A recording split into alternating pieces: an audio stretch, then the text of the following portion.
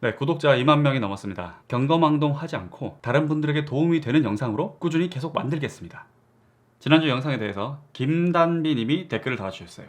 예습하는 법도 알려주세요. 물결 느낌표. 네, 그럼 예습하는 법을 알려드리겠습니다. 자, 예습의 목적은 뭘까요? 지난주에 말씀을 드렸죠. 잘은 모르지만 놓치면 안 될 것 같으니까 앞뒤 재지 말고 어서 빨리 따라 들어갔다가 언제나처럼 물려서 개고생하는 이런 나쁜 패턴을 깨기 위해서예요. 디테일하게는 개인차가 있습니다. 그래서 저는 예습을 통해서 기본적으로 꼭 가져가야 되는 것들 위주로 설명을 해볼게요. 혹시 경험이 많은 고수분들께서 보시고 더 도움이 될 만한 내용들을 아래 댓글에 달아주시면 후배 투자자들에게 큰 도움이 될 것 같습니다. 제 생각에 예습을 통해서 가져가야 되는 거는 크게 세 가지인 것 같아요. 현재 어떻게 돈을 버는지, 과거에 어떻게 돈을 벌었는지, 그리고 미래에 어떻게 돈을 벌 것인지. 다시 얘기해 볼게요. 현재에 대해서 공부할 건 비즈니스 모델이에요. 과거는 기업의 업황에 영향을 주는 요소들을 배워야 돼요. 그리고 마지막으로 미래는 이 요소들과 비즈니스 모델을 토대로 향후의 업황을 전망하는 거죠. 이런 주요 방향을 염두에 두고 제가 생각하는 예습의 프로세스 4단계는 다음과 같습니다. 일단 종목 발굴을 해야 되고요. 그 다음에 사업 보고서로 개괄적인 이해를 해야겠죠. 그 다음에 기업의 히스토리를 확인하고 흥하고 망했던 배경을 찾아야 돼요. 그리고 마지막으로 이런 공부의 결과를 나만의 생각으로 정리를 하는 거죠. 자, 종목 발굴입니다. 일단 관심 종목이 있어야 공부를 하겠죠. 대부분 하시는 말씀이 그거예요. 2,000개나 있어서 뭐부터 봐야 할지 모르겠어요. 좀 더 쉽게 추려내는 요령이 있나요? 종목 발굴 어디서 해요? 이런 질문들을 하시는데 정답은 그런 거 없어요. 종목 발굴의 유일한 법칙은 종목 발굴에는 왕도가 없다, 이거예요. 다양한 방법으로 닥치는 대로 찾아보세요. 다른 사람들이 많이 쓰는 건 뭐 있냐면은 퀀트로 돌리는 방법 있죠. 마법 공식 같은 걸 쓸 수도 있죠. 혹은 업황 위주로 탑다운으로 내려갈 수도 있어요. 지금 제일 맛이 가고 있는 업종이 뭔지 찾아본다. 혹은 지금 제일 핫하고 꾸준히 성장할 것 같은 그런 업종을 찾아본다. 처음 종목 얘기는 다른 사람들한테 들을 때도 많아요. 블로그라든지 카페라든지 이런데 다른 투자자들이 언급한 종목을 찾아볼 수도 있죠. 진짜 무식하게 노가다로 갈 수도 있어요. 유명한 개인 투자자인 정채진님 같은 경우에는 한참 열심히 할 때 2,000개 종목을 다 열어서 차트를 확인해 왔다고 하셨어요. 혹은 실적 발표 때 전년 동기 대비해서 실적이 갑자기 크게 개선된 그런 종목들도 있겠죠. 그런 것들을 다 뒤져보는 거예요. 그냥 하고 싶은 대로 아무거나 하시면 돼요. 닥치는 대로 찾아보세요. 대신에 시작을 해야겠죠. 자, 그렇게 관심 종목이 생기면 사업 보고서를 읽어보고 전반적인 걸 공부를 해야 되는데, 제가 영상에서 몇 번 설명도 드리기도 했고 저도 사업 보고서를 어떻게 읽어야 되는지 고민이 많은데 제가 다시 영상으로 알려드리려면 길어지니까 제가 생각하기에 제일 완성형이었던 컨텐츠를 알려드릴게요. 얼마 전에 승돌이님께서 본인 블로그에 정리하신 게 있는데 제가 그거보다 더 잘 설명할 자신이 없어요. 그래서 링크 걸어드릴 테니까 그냥 그 블로그 글을 읽어보세요. 그 다음은 기업의 옛날 이야기를 찾아봐야 돼요. 방법은 어렵지 않아요. 그런데 귀찮을 뿐이에요. 지난 몇 년 동안의 실적을 확인하고 지난 몇 년 동안의 그 기업과 관련된 뉴스를 다 확인할 수도 있고, 그리고 몇 년치의 그 기업에 대한 리포트를 확인할 수도 있죠.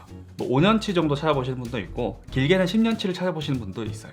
그런데 이 숫자가 무조건 5년을 찾아야 된다, 10년을 찾아야 된다 그거보다는 금융위기 이전에 어땠는지를 한번 확인해보고 그 뒤에 한참 동안 우리나라가 박스권 증시였을 때 어떻게 하고 있었는지 그 두 가지 포인트를 확인해보면 좋을 것 같아요. 왜 이 말씀을 드리냐, 최고로 좋을 때와 최고로 나쁠 때가 각각 어떻게 달랐는지, 어떤 촉매가 그런 흐름을 뒤집었었는지 그 부분을 과거에서 확인을 해야 되거든요. 그래서 가까운 미래에 예전의 사건과 비슷한 게 반복될 수 있을지 이런 것들을 확인하는 게 기업의 히스토리를 체크하는 겁니다. 그리고 만약에 이런 것들을 오픈된 정보에서 최대한 찾아봤는데도 그런데도 회사에 대해서 더 궁금한 게 생겼다, 회사의 IR 담당자에게 전화통화를 한다든지 그런 추가적인 방법을 활용할 수가 있죠. 요약하면 다양한 방식을 통해서 회사의 주가를 변화시키는 요소에 대해서 확인하는 과정이라고 보시면 돼요.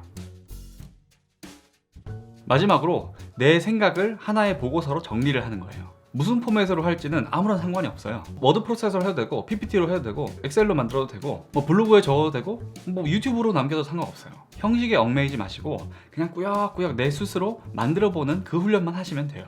개인적으로 생각하는 보고서에 꼭 들어가야 되는 요소, 그게 뭔지만 말씀을 드릴게요.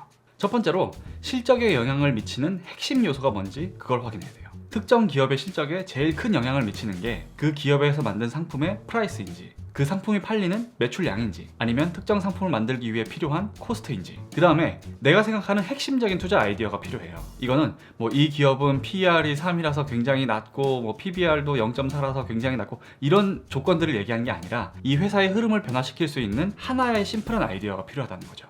핵심적인 아이디어 하나만 있어야지 내 투자 아이디어가 맞았는지 틀렸는지에 대한 검증과 복습이 쉽거든요. 그런 주력 아이디어를 하나를 두고 그 외에 좋은 점이 있으면 추가 기술을 하면 됩니다. 그리고 좋은 것만 적어 놓으면 내가 내 자신을 속일 수가 있어요. 잠재적으로 이 회사의 주가에 악영향을 미칠 수 있는 리스크가 뭐가 있는지 그런 것들도 최대한 많이 상세하게 적어 놓는 게 좋아요. 그 다음에 밸류에이션을 해야 되는데, 이 밸류에이션이라는 거는 제 생각에는 정확한 숫자를 구할 필요는 전혀 없는 것 같아요. 오히려 향후 방향성 측면에서 내가 지금 생각하기에 이 밸류에이션은 기업의 과거 흐름에 비해서 저평가되어 있는 영역이다. 그래서 앞으로는 좋아질 가능성이 더 높다. 이런 덩어리를 찾아내는 게 더 중요한 것 같아요.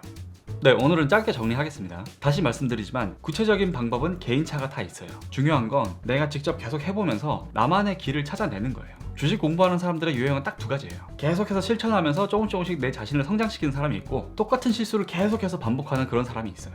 요즘같이 우울한 장에서 태연하게 새로운 종목에 대해서 예습을 할 수 있는 그런 멘탈이다? 주식 투자 아니라도 좋아요. 그런 멘탈을 가진 사람이면 뭐든 할 수 있어요. 저도 이런 영상들을 계속 만드는 이유가 제 스스로 더 그런 사람이 되도록 훈련을 하는 과정이거든요. 저와 함께 실천해서 성장하는 그런 사람이 되시자고요. 김단비 구독자님, 좋은 아이디어 감사하고요. 그럼 저는 다음 시간에 뵙겠습니다.